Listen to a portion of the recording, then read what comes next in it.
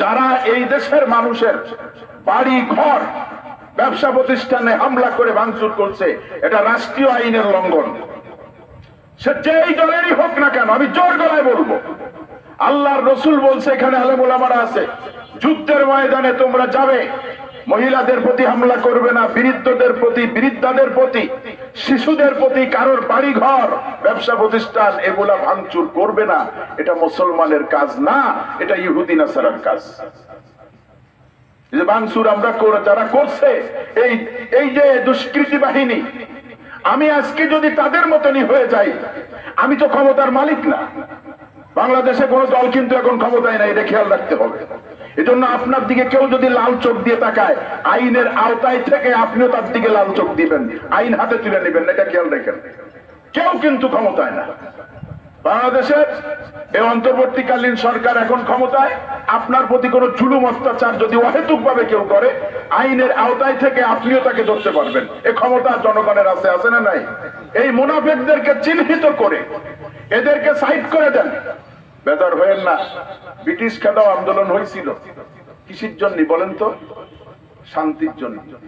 British থেকে যখন ভারতবর্ষ হলো, তখন ভারতবর্ষটার থেকে পাকিস্তান, পাকিস্তান হলো 1947 সালে হয়েছিল।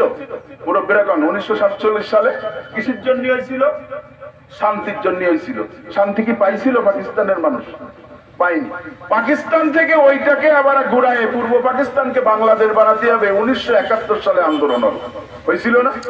এই আন্দোলনটাই তো হয়েছিল শান্তির জন্য। 1971 সালের আন্দোলনের পর 90টি আন্দোলন হয়েছিল স্বৈরাচারের সাথে হটাও। এইটা হয়েছিল তো আন্দোলন। হটাইলাম কিসের জন্য? শান্তির জন্য। শান্তি তো পাইলামই না। এরশাদ সাহেব চলে গেল, খালেদা জিয়া ক্ষমতায় আসলো, শান্তি ধামা ভরে ভরে আমরা ঘরে গুলার মধ্যে দিয়ে দিলাম।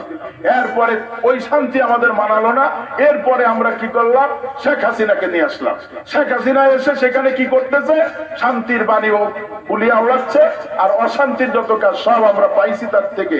আবারও এই কি বলে আপনার 24 সালে শান্তির জন্য আর একটা আন্দোলন হয়ে বাংলাদেশ পুনরায় স্বাধীন হয়েছে। শান্তির জন্যই কিন্তু হয়েছে, এটা অশান্তির জন্য না। সুতরাং আজকে যারা ক্ষমতায় আছে, ডক্টর ইউনূস সাহেব সহ, এনারা যাতে সুস্থ সুন্দর ভাবে আমাদের দেশ পরিচালনা করে দেশের মানুষ যেন শান্তি শৃঙ্খলা বজায় রেখে স্বাধীনভাবে চলতে ফিরতে কথা বলতে পারে, এই দেশকে সেইভাবে চালানোর যোগ্যতা আল্লাহ তাআলা যেন বর্তমানে এই অন্তর্বর্তীকালীন সরকারকে যেন দান করে। সবাই বলেন আমিন।